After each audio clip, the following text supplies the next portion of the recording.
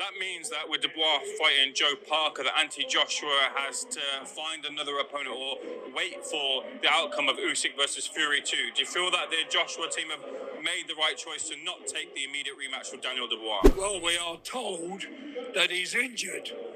And now nobody has told us what kind of injury he's got. Yeah. So we can only take their word for it. It is possible he will wait to see what happens on the 21st of this month, because I still believe, even if Fury was to lose, the British public would love to see Fury and Joshua. And those are the words of Colin Hart. Okay, 1 minute.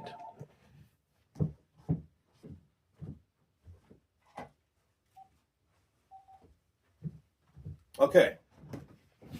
My apologies. Okay, so Colin Hart. Colin is saying that, hey, we heard he's injured, but we ain't told us anything about what's going on with him.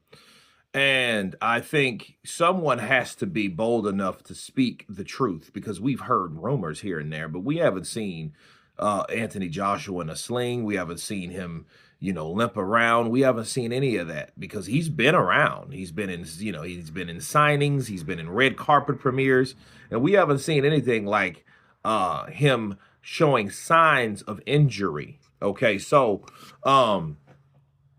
yeah, that's a good point made.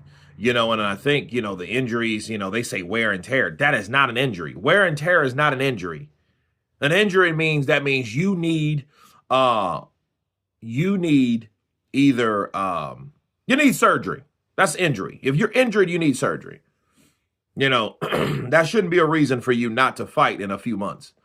You know what I'm saying? That means you have to injure, then after you get surgery, then recovery, right? Then you have rest time after the recovery. Then you go back to training. So no, he made a good point there. Nobody's telling us anything about what's going on with that. Now, we've heard things here and there through the grapevine, but we haven't heard anything concrete.